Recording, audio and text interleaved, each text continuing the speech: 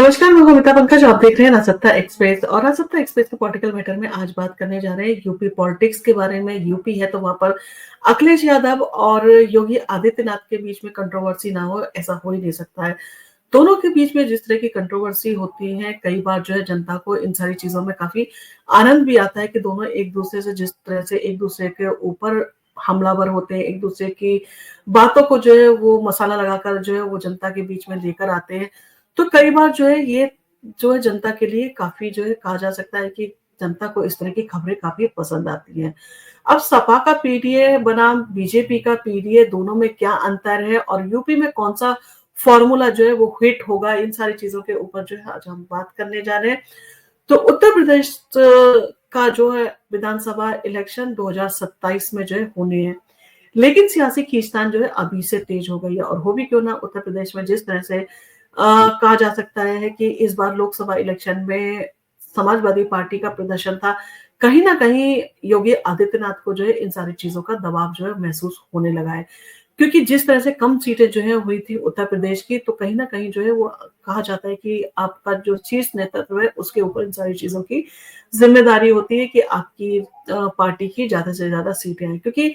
योगी आदित्यनाथ की जो है वो सीटें कम आई थी और अखिलेश यादव को जो है इस बार रिकॉर्ड तोड़ जो है जीत हासिल हुई थी। यानी कि इससे पहले कभी भी उनकी पार्टी जो है इतनी अच्छी तरह से जो है उत्तर प्रदेश में कभी नहीं जीती है। तो ये भी जो है अखिलेश यादव को मोटिवेट करने वाला है, उनका हौसला बढ़ाने वाला है। तो उत्तर प्रदेश में विधानसभा चुनाव हालांकि 2027 में, लेकिन अभी से आप देखेंगे खींचातानी जो है वो चल रही है और खासकर समाजवादी पार्टी और भारतीय जनता पार्टी के बीच में सामाजिक समीकरणों की जंग जो है वो शुरू हो गई है और दोनों ही पार्टियां जो है पीडीएफ फॉर्मूले का इस्तेमाल कर रही हैं। लेकिन अब उनकी रणनीति में जो है अंतर है। सपा का पीडीए जो है पिछड़ा, दलित और अल्पसंख्यक है,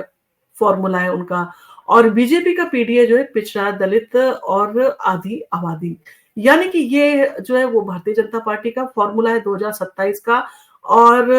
पिछड़ा, दलित और जो अल्पसंख्यक है, ये जो है ये कहा जा सकता है समाजवादी पार्टी का जो है चुनावी रणनीति है। तो इन सारी चीजों को देखते हुए, इन सारी चीजों के लिहाज से जो है वो ये जो है वो बड़े खेल हो सकते हैं उत्तर प्रदेश में। और सारी पार्टियां जो है कहा जा सकता है कि कोशिश करती हैं कि दलित और पिछड़ा और अल्पसंख्यक का जो है उनको ज्यादा से ज्यादा जो है वो वोट मिले। तो ऐसे में सवाल ये भी है कि आखिर कौन सा फॉर्मूला जो है वो यूपी की सियासत में जो है जीत हासिल कर सकता है। तो सपा का पीडीएफ फार्मूला अगर बात करें तो 2024 में काफी हिट रहा है। तो समाजवादी पार्टी के मुखिया यानी कि अखिलेश यादव ने 2022 विधानसभा चुनाव में पार्टी की सियासी पहचान को जो है बदलने के लिए पीडीएफ फार्मूले का जो है वो अपना रणनीति को जो है वो अपनाया था। और इसमें पिछड़ा वर्ग, दलित और अल्पसंख्यक वोटों को जो है एक साथ जोड़ने की कोशिश की गई थी। और इसका फायदा जो है 2024 के लोकसभा इलेक्शन में जो है वो समाजवादी पार्टी को सीधे तौर पर मिला, जहां उन्होंने मुस्लिम और यादवों को जोड़कर कुर्मी, मल्ला, मौर्य और अन्य गैर यादव ओबीसी जातियों का जो है वो मुख्यता जो है उन्होंने उनको दी थी। और सपा ने जो है यूपी में कुल 37 सीटें जो है जीती थी, जबकि बीजेपी ने सिर्फ 33 सीटें ही वहां पर जीती थी। और वो यानी कि कहा जा सकता है 33 सीटों पर जो है सिमट कर भारतीय जनता जनता पार्टी जो है वो रह गई थी। तो बीजेपी को एहसास हुआ कि उन्होंने पिछड़े और दलितों को जो है वो ध्यान नहीं दिया, तो इस बार जो है उन्होंने अपने फॉर्मूले में जो है वो पिछड़ों और दलितों को भी शामिल किया है। तो बीजेपी का पीडीएफ फॉर्मूला जातीय समीकरण पर जोर देता है। तो बीजेपी ने भी जो है 2027 में विधानसभा चुनाव के लिए जातीय समीकरण पर ध्यान देना शुरू कर दिया है। जब समाजवादी पार्टी को इन सारी चीजों में सफलता मिली, तो इन सारी चीजों को जो कि आप इग्नोर करते थे भारतीय जनता पार्टी, अब उन्होंने जो है इन सारी चीजों पर ध्यान देना स्टार्ट कर दिया। तो पार्टी ने पिछड़े और दलित और महिलाओं को जो है संगठन में महत्वपूर्ण भूमिका देने की रणनीति बनाई है।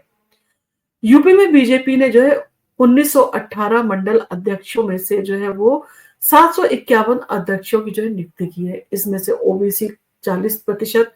दलितों को 20% और महिलाओं को जो है 15% प्रतिनिधित्व जो है वो दिया गया है। बीजेपी ने जो है ओबीसी में जो है विशेष तौर पर अति पिछड़ी जातियों जैसे कुर्मी, लोधा, जाट, गुर्जर, मौर्य, सैनी, कुम्हार और पाल को जो है वो अहमियत दी है। इसके साथ ही बीजेपी ने जो है वो गाजीपुर जिले जैसे क्षेत्रों में विभिन्न जातियों पर जो है उनको ध्यान में रखते हुए मंडल अध्यक्षों की जो है नियुक्ति की है और बीजेपी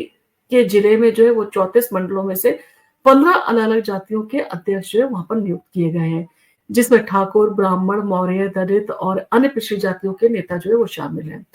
और ये सारी चीजें जो है ये साबित करती हैं कि बीजेपी जातीय समीकरण को साधने की दिशा में पूरी तरह से जो है सक्रिय है और 2027 के चुनावों में एक महत्वपूर्ण संगठन बनाने की जो है वो कोशिश कर रही है। और सपा ने जो है अपने संगठन में पीडीए, पिछड़ा, दलित और अल्पसंख्यक की रणनीति को जो है वो जोड़ दिया है। पार्टी ने जो है अपने 182 सदस्यीय प्रदेश कार्यकारिणी में से 85% सीटें जो है पिछड़े और दलित और अल्पसंख्यक समाज को जो है वो दी है और इस दौरान गैर यादव ओबीसी समाज में जो है वो नेताओं को जो है वो उन्होंने जगह दी है, लेकिन संगठन में यादव समाज पर जो है इन सारी चीजों का प्रभाव जो है सीधे तौर पर नजर आ रहा है, यानी कि वो यादव जो है वो नाराज होते नजर आ सकते हैं और सपा ने अपनी कोर कमेटी में भी यादवों की अहमियत जो है वो कहा जा सकता है कि बनाए रखी है। तो एक तरह से कहा जाए कि वो बैलेंस करने की कोशिश कर रहे हैं यादवों को भी और पिछड़े दलित और अल्पसंख्यकों को भी। हालांकि समाजवादी पार्टी ने जो है ये दावा किया है कि मुस्लिम समाज को भी समाजवादी पार्टी का जो है वो प्रतिनिधित्व दिया गया है, लेकिन जिलों में जो ज्यादातर अध्यक्ष जो है वो यादव है। तो बीजेपी ने जो है सपा के पीडीएफ फॉर्मूले का जवाब अपने माइक्रो लेवल के संगठनात्मक जो है प्रयासों में दिया है और पार्टी ने जो है वो प्रदेश में मंडल स्तर पर जो है दलित, पिछड़े और महिलाओं को जो है तवज्जो दी है। सपा के मुकाबले बीजेपी ने जो है जमीनी स्तर पर अपनी ताकत बढ़ाने की दिशा में जो है वो अपनी रणनीति और बनानी शुरू कर दिया और उस पर काम भी स्टार्ट कर दिया है, जहां वे प्रत्येक मंडल और विधानसभा क्षेत्र में जातीय समीकरण को ध्यान में रखते हुए अध्यक्षों की नियुक्ति कर रहे हैं। वही सपा में जो है यादव समाज में भी जो है दबदबा दिखाई देता है, जो पार्टी में संगठनात्मक ढांचे में जो है वो स्पष्ट है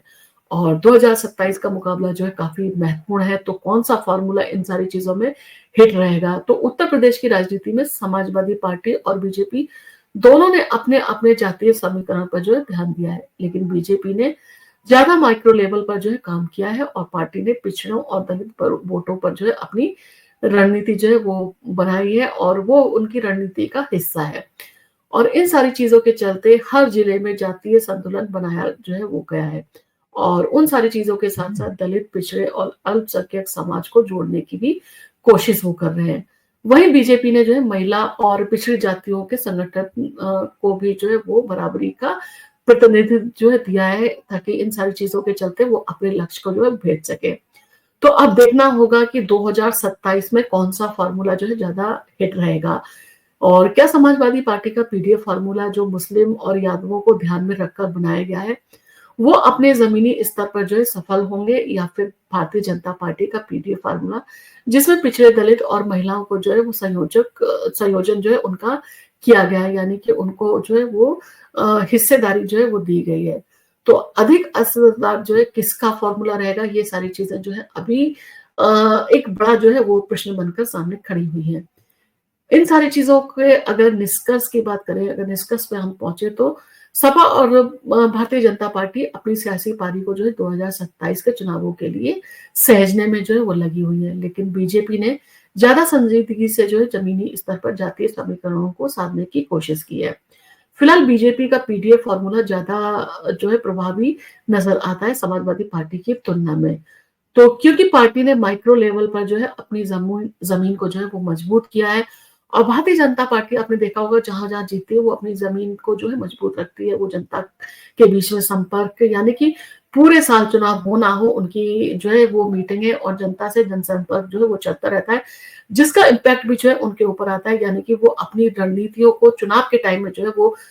बताने की जगह वो पहले से जो है बताना जनता को शुरू कर देते हैं, यानी कि जनता को वो सारी चीजें जो है वो कर रहे हैं वो दोहराना शुरू कर देते हैं जो जनता की याद में जो है बन जाती है, यानी कि एक चीज यादगार बनी रहती है, उसको वो तरोताजा करते रहते हैं, बार बार उस चीज को रिपीट करते करते।